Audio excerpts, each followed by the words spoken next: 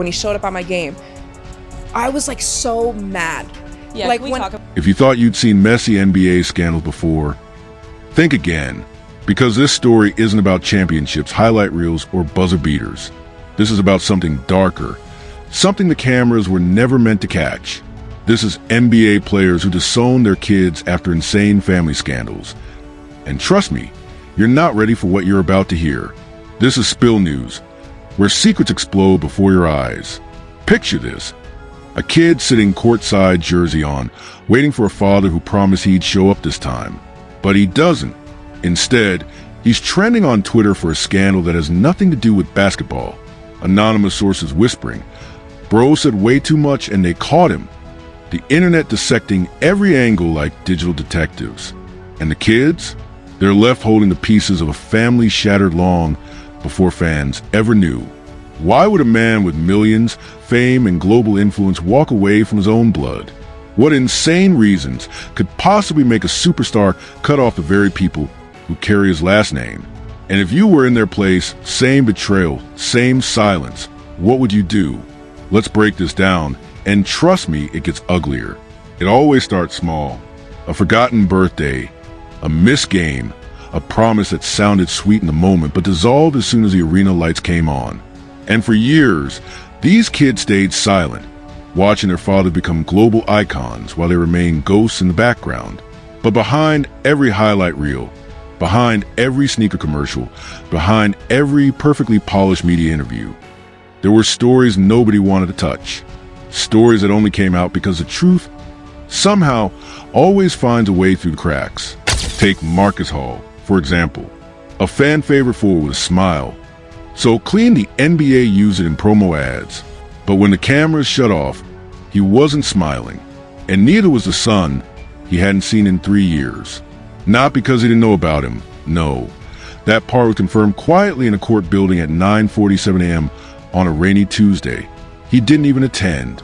But because of a family scandal so wild, so unbelievably messy, it made fans question if the good guy image was ever real. It started with a voicemail, a shaky voice saying, "You need to tell him the truth before someone else does." Not a threat, not a demand, but the kind of sentence that could destroy everything if ignored. Marcus didn't reply. He did what every superstar does when personal life threatens to leak. He dropped 42 points that night, because nothing distracts the public better than a highlight tape. But off the court, the cracks were widening. Fake DMs began circulating on sports blogs. Screenshots of arguments, receipts of secret payments, messages that read, "You promised you talked to him, he waited 3 hours." At first, fans dismissed them. Photoshop, they said. People always target stars. But then an anonymous account, one that had never posted before, leaked something different, something bigger. A blurry clip from a private birthday gathering where Marcus walked past a child who called his name, and he didn't even turn around. That clip spread like wildfire. Comments turned vicious. Bro pretending he didn't hear his own kid? This is sick. Money doesn't make you a man. Marcus stayed quiet. But silence is loud when you're famous. Meanwhile, another story was brewing on the opposite side of the league. This one involved Devontae Ricks, a point guard known for breaking ankles on the court and breaking rules off it. His scandal? Messier, darker, the kind that makes publicists age 10 years overnight. Rumors began when a woman posted a thread titled, "I'm done covering for him." Inside were detailed accounts of nights Devontae vanished, calls he ignored, and one message that said, "He told me to delete everything, everything." The post went viral in an hour. But the real twist came when she revealed they had a daughter Devontae refused to acknowledge because, as she claimed, his team said it would ruin his brand. Screenshots followed, bank transfers, disappearing messages, a recording where a voice that sounded exactly like Devontae whispered, "Handle it quietly. I don't need this blowing up." Fans demanded answers. Devontae posted nothing, not a statement, not a denial, not even a vague, "Y'all be safe." The silence made it worse. And as people dug deeper, they noticed something strange. Devontae had been editing old interviews, removing parts where he talked about being a role model. One fan stitched clips together showing how drastically he changed his tone over time. "Look at his face here." One comment said, "He knows his lies are catching up." But the harshest part wasn't the scandal. It was the kid, a small girl holding a sign at a game. "I'm your biggest fan, even if you don't know me." That image broke the internet. Still, the wildest case belonged to Jordan Hale, a veteran center known for his charity work, leadership, and perfect family man reputation. He was the last person anyone expected to end up in a headline involving the words, "disowned his kid." But scandals don't care about timing. They hit when they want, how they want, and with force. Jordan's story hit during the playoffs. It began with whispers of a private settlement, then a rumor that he had another family, one nobody knew about, then a leaked audio clip where a woman was crying, saying, "You told him you weren't his father. He's 17. How could you?" And Jordan's voice replying, "Because I have too much to lose." Fans refused to believe it until the photos surfaced. A teenager, tall, built like a young center, standing outside Jordan's old training facility with a handwritten note. "I just want the truth, Dad." That single image shattered Jordan's reputation overnight. The league's golden role model was suddenly being accused of abandoning a kid while publicly adopting father figure campaigns. The hypocrisy was too loud. And as all three scandals exploded across social media, blogs, podcasts, and late-night shows, something even uglier started happening behind the scenes. Agents panicked. PR teams scrambled. Lawyers drafted statements that never got released. Anonymous insiders started leaking details, each more chaotic than the last. One insider claimed Marcus Hall knew about the son. He refused to acknowledge because the mother had already met his family. Another said Devontae Ricks ghosted his own daughter after telling her mother he'd figure out after the season. And a third insider revealed that Jordan Hale made one devastating confession during a private mediation session. "I can't deal with another scandal. Tell him I'm not his father." Every detail made the public angrier. Every leak made the story bigger. Every moment made the silence more suspicious. And while fans couldn't get enough of the drama, the kids at the center of these scandals were dealing with the reality that their fathers, men worshipped by millions, pretended they didn't exist. But what nobody knew, what none of the leaked clips, blog posts, or insider whispers revealed, was a truth hiding underneath everything. The truth these players were desperate to keep buried. The truth that would shift the entire narrative once exposed. Because what came next, even their enemies didn't expect. Because what came next, even their enemies didn't expect. The scandals, that it seemed, like simple abandonment cases, suddenly twisted into something far more explosive. It turned out these weren't just stories about fathers who walked away. They were about secrets carefully buried under years of silence, money, and power. Secrets that finally burst open when someone on the inside broke their loyalty and hit send. The first explosion came from a burner account that posted at 2:14 a.m. on a random Wednesday. Just 3 words, "Check the emails." And attached was a screenshot, a blurred inbox, with subject lines that looked harmless at first glance. But fans zoomed in, slowed down, enhanced, reversed, did their forensic TikTok magic. And then the world realized what they were looking at. Digital conversations between Marcus Hall and an unnamed team executive discussing, containing the situation before it spreads the press. The date? 3 days before the child's birthday clip went viral. Suddenly, people weren't just angry, they were furious. He knew, and he tried to hide it, one tweet said. Another went deeper. Bro handled his kid like a PR crisis. Memes, edits, fan videos, the internet was eating him alive. But the worst part wasn't the backlash. It was the next leak, a 23-second audio note, a woman crying, Marcus's voice low, frustrated, saying, "Just pay her.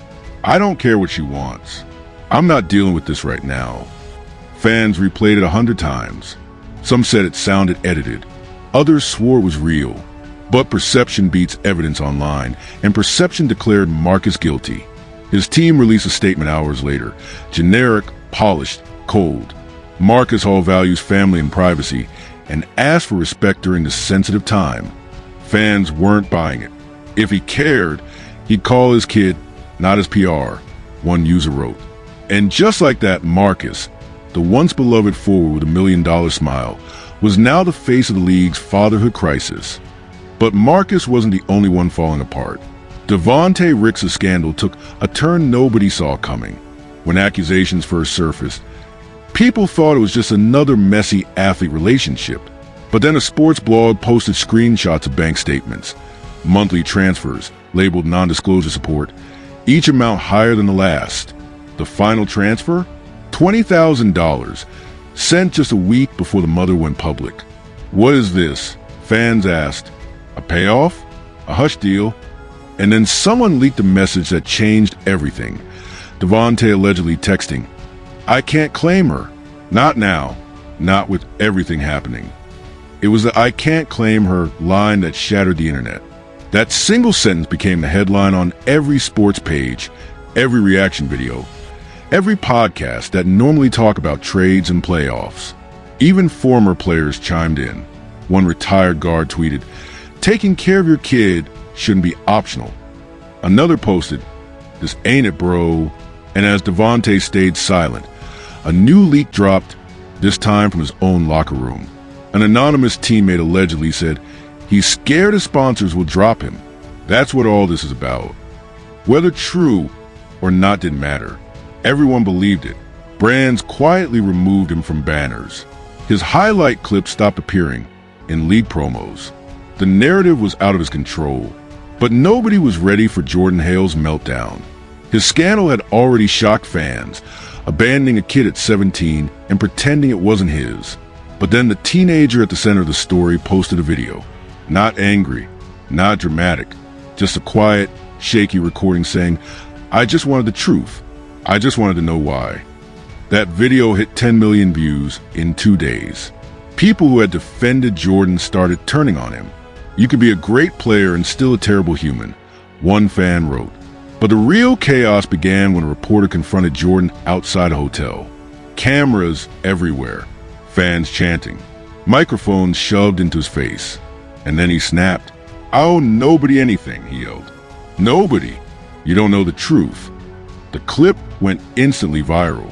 The yelling, the shaking hands, the security shoving cameras away. Every frame became internet gold. But the part people obsessed over wasn't the outburst. It was the moment he turned toward a fan holding a sign that said, "Kids deserve fathers." Jordan froze for half a second, eyes wide, jaw clenched. It was the only moment that looked real, the only moment he looked genuinely afraid. "That's his guilt showing," a fan tweeted. Another replied, "He's been hiding something big." And they were right. Because that night, the biggest leak of the entire scandal dropped. A folder of documents, messages, and screenshots labeled "Hale Case Sealed." Within minutes, it spread to every corner of social media. It wasn't about money. It wasn't about image. It wasn't even about the kid. The real reason Jordan refused to acknowledge the teenager was buried in the final page of the file, a confidential settlement saying he feared reputational damage that could destroy endorsements and long-term partnerships. In other words, success over family, money over blood, image over truth. The fallout was immediate. Fans burned his jersey outside the arena. Commentators debated whether he should be suspended. Sponsors quietly contacted their lawyers. And Jordan stayed hidden in his hotel room, blinds closed, phone off, PR team begging him to come out with a statement before things got worse. But things were already worse. Because while all three players were drowning in scandals, their past started resurfacing. Old friends, old partners, old teammates, people who had stayed silent for years suddenly found microphones in their faces and cameras in their living rooms. And some of them talked. One former teammate of Marcus Hall claimed he once saw Marcus delete messages from a woman so his wife wouldn't see them. Another insider said Devontae Ricks confessed backstage in an award show that he was terrified of the truth getting out. And a trainer who worked with Jordan Hale in his rookie season anonymously revealed that Jordan once said, "I'm not built for real relationships. Basketball is easier." These weren't confirmed facts, but in the court of public opinion, they were enough. And just when fans thought they had heard every detail, every leak, every twist, another name surfaced. A name nobody expected. A name connected to all three scandals in ways that made everything suddenly darker, deeper, and far more dangerous than anyone imagined.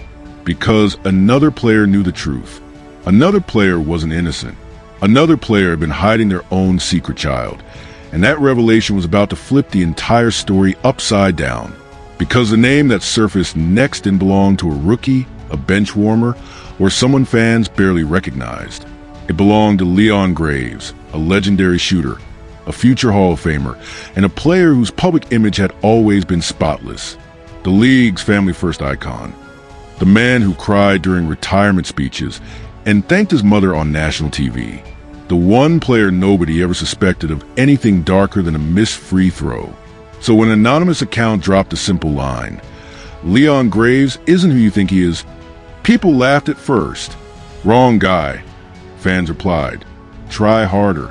But when the second message dropped, everything shifted. It was a photo, not edited, not cropped, real, undeniable. A teenage boy standing outside Leon's old high school, wearing a jersey with Graves' iconic number stitched on the back, and holding the same handwritten message the other kid had used. "I just want the truth." The internet froze.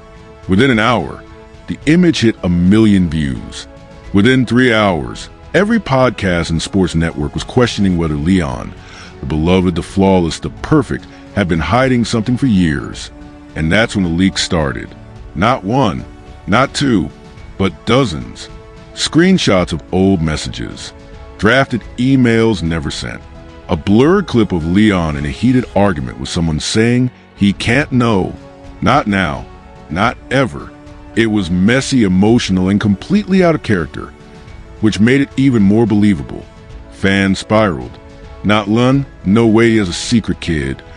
Bro hit a whole human being. And then came the clip that ended the debate. A shaky recording from a restaurant. Someone whispering, "That's him," as Leon sat across from a woman, both speaking in low voices. The audio wasn't clear, but one sentence cut to the background noise like a razor. "I told you before, I can't risk losing everything." Everything. That one word meant everything. Because suddenly the narrative shifted. These scandals weren't isolated. They were connected.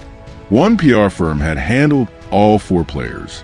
All 4 had image protection clauses. All 4 had hired the same crisis manager known for high-profile family containment. Fans put the pieces together. Comment sections became crime labs.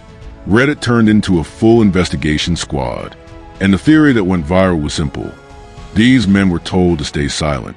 But silence still hurts, especially when kids are on the other side of it. Leon tried to deny the story. A rushed statement appeared on his Instagram. "I love my family, and any suggestion otherwise is false." But fans noticed the comments were mysteriously turned off. His face looked strained. His words felt robotic. And the teenager at the center of the leak immediately responded with a heartbreaking 7-second video. No words, just him holding up the same sign as before while tearing the jersey in half. That video destroyed whatever defense Leon had left. And then everything collapsed. Sponsors pulled out. Fans booed him during a charity event.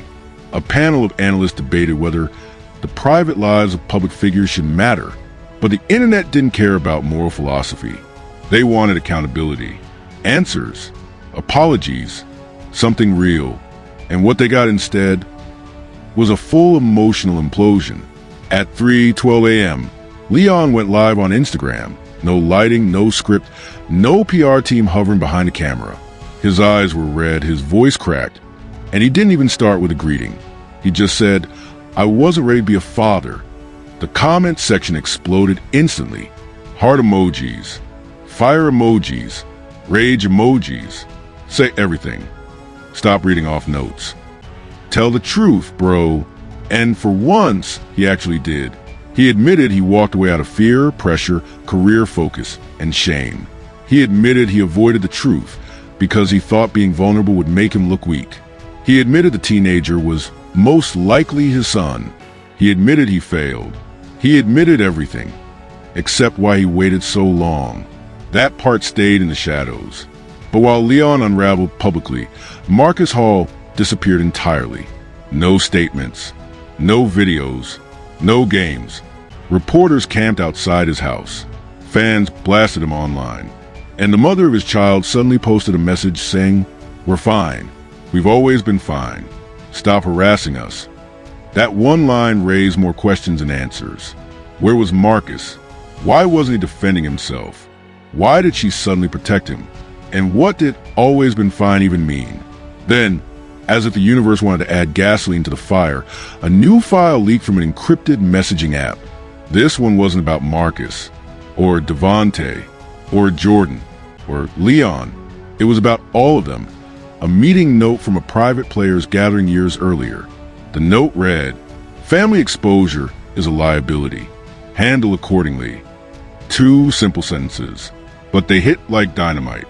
Fans speculated endlessly. Did they make a pact? Did the league pressure them? Did a PR agency convince them to hide everything? Were they conditioned into silence the same way rookies are taught media basics? No one had answers, and nobody was ready for what happened next. Because in the middle of the chaos, something unexpected happened. One of the kids spoke out, not through leaks, not through blurry clips, not through secondhand sources. The teenager connected to Jordan Hale posted a long message online saying, "I don't want money. I don't want press. I just wanted acknowledgement." And at the end, he added a line that left millions speechless. "I'm not angry anymore. I'm just done." That sentence hit harder than any scandal. It exposed emotional damage these stories weren't showing. It proved something deeper. These weren't gotcha moments. They were kids trying to make sense of abandonment. And with that, public perception shifted. Slowly, angrily, but surely. The outrage wasn't just about fatherhood or fame. It was about humanity. Then came the last twist. A journalist dropped a bombshell article revealing that at least one player had attempted reconciliation privately, multiple times. But his child refused to meet. The unnamed player? Fans speculated wildly. Was it Marcus? Devontae? Leon? Jordan? The article ended with a single chilling line. "Some wounds are meant to heal, especially when they were never treated." And that was the moment the documentary stopped being about scandals and started being about consequences. Real ones, emotional ones, irreversible ones. These men had money, fame, endorsement deals, luxury homes, and generational wealth. But none of it could buy back the years they abandoned. None of it could fix the damage. None of it could rewrite the painful reality that fame demands everything, including sometimes the people who need them the most. By the time the dust settled, careers were tarnished, reputations fractured, and families permanently divided. No arrests, no court drama, just heartbreak spread across timelines and headlines. And the saddest part? None of them stepped forward to say the words the kids waited their whole lives to hear. "I'm sorry." Because in the end, the scandals faded, the leaks slowed, and the hashtags died. But the trauma stayed, the silence stayed, the unanswered questions stayed. And the kids, the center of everything, walked away with nothing but memories of fathers who chose image over love. Some disappeared quietly. Some tried to rebuild privately. Some posted cryptic messages hinting at closure. But one thing became painfully clear.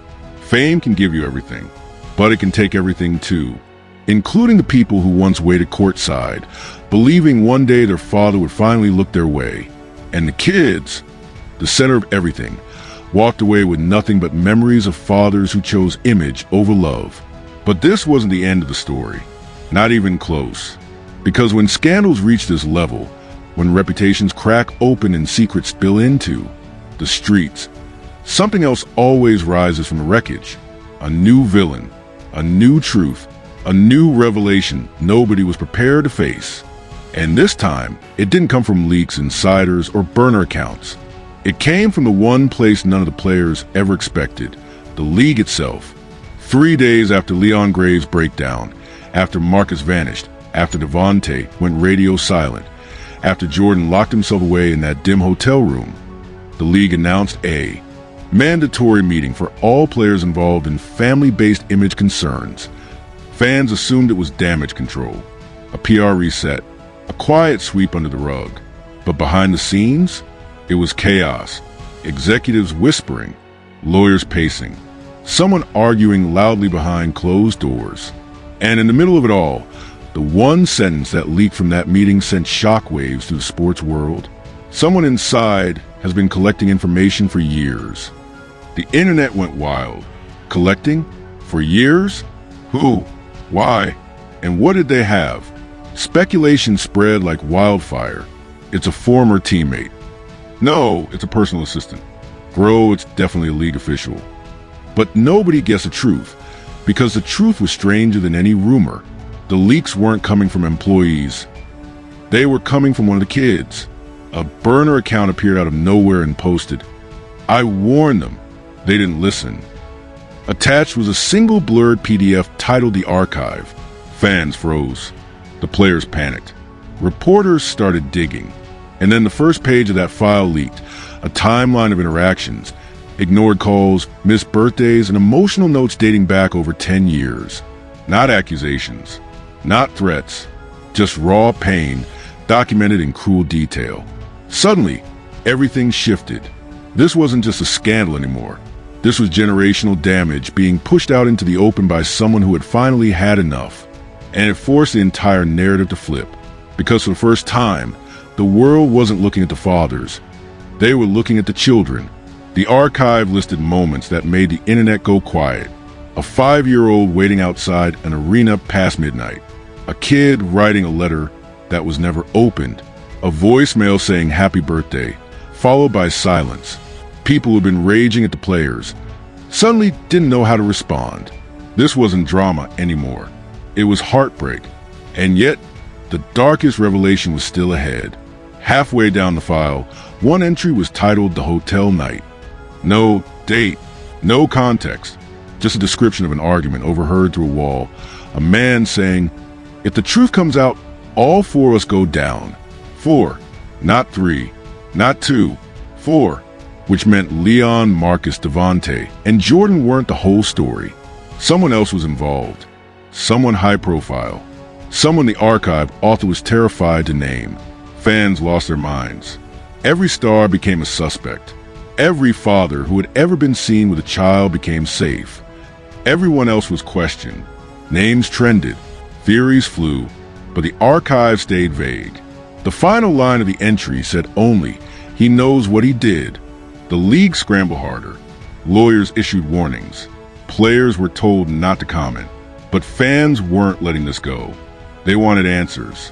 And they got them from the most unexpected place of all. 3 nights after the archive leaked, a new video dropped. Not from a kid, not from a reporter, not from a burner. From someone calling himself the fixer. His face was hidden, voice distorted. The background was a dim room, without a single clue. And the first words he spoke made every viewer lean closer. They didn't just hide kids. They hid deals. Deals. That one word changed everything. According to the fixer, years earlier, a private agreement had been drafted involving multiple high-level players, including the 4 already exposed, to manage and suppress extracurricular family complications. The document wasn't illegal, but morally, it was devastating. It outlined strategies, limit contact, protect brand value, control narrative, and worst of all, discourage public acknowledgement unless strategically necessary. Fans were furious. These weren't accidents. These weren't misunderstandings. These were deliberate choices made to protect careers over children. The fixer claimed he helped draft those agreements, facilitated meetings, wrote cover statements, and negotiated private settlements. Why was he speaking now? His answer was simple. I'm done cleaning up their mess. Within hours, the video hit 10 million views. The league went into crisis mode. The public demanded resignations.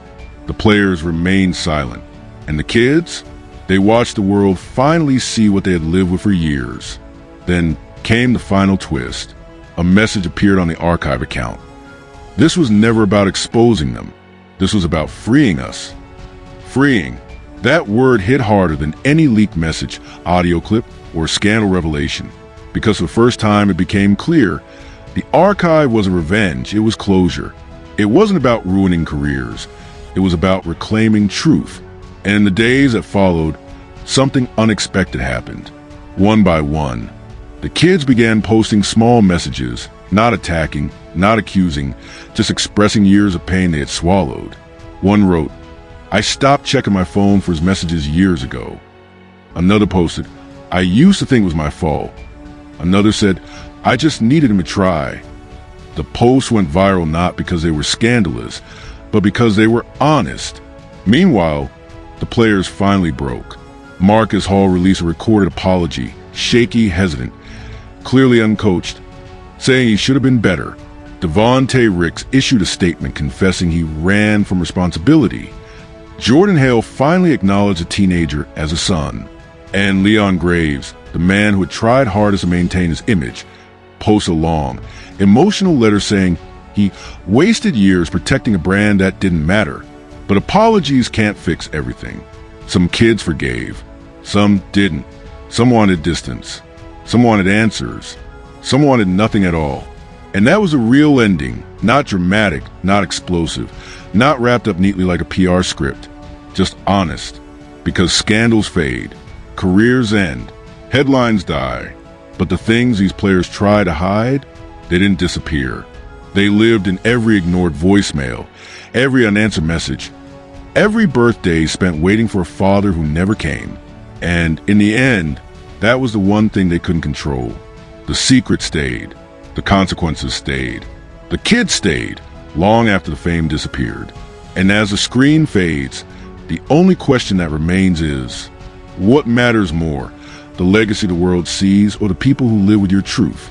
And if you've made it this far, there's only one thing left to say: stories like these don't fade just because the spotlight does. Fame rewrites careers, edits headlines, and hides mistakes behind trophies and highlight reels. But the truth survives. It survives in the kids who had to grow up faster than they should have. It survives in the mothers who carried the weight alone. It survives in every unanswered question, every empty seat, every moment a child wondered why the world loved their father, but he didn't love them back. These scandals weren't about basketball. They weren't about stats, contracts, or championships. They were about choices that shaped lives long before the cameras ever found out. And now that everything has come out, the real question isn't about the players. It's about what happens next. Will they rebuild? Will they finally step up?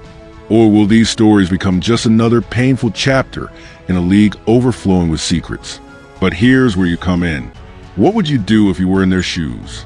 If you were the kid waiting for a father who never showed up, or the superstar terrified that the truth would end everything? Do you think these players deserve redemption? Or have they crossed a line they can't ever return from? Let me know in the comments below. I want to hear your thoughts, your theories, and your take on everything that unfolded. And if this documentary shook you, hit that like button, subscribe, and turn on notifications, because this story isn't ending, it's just beginning. More scandals, more secrets, more investigations. And trust me, the next chapter is even crazier. Stay tuned.